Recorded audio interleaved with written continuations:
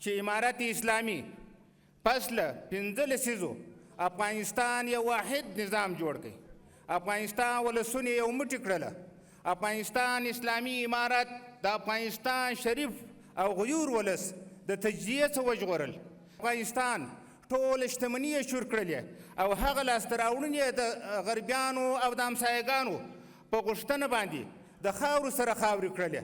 نن د ورځ الحمدلله د امارت اسلامي په راتګ سره او ستاسې شریف ولسو په همکاري او په حمایه باندې الحمدلله یو داسې نظام په افغانستان کې راغلی دی چې هغه د اسلامي نظام دی او د افغانانو نظام دی او د اتحاد و اتفاق و اخوت او د یو موټی نظام دی چې نن د ورځ تاسې شاهدان یاست چې هیڅ یو مغرض کړي نشي کولی د افغانستان په اصولو او مقرراتو او په عنعناتو کې لاس وهنه وکړي.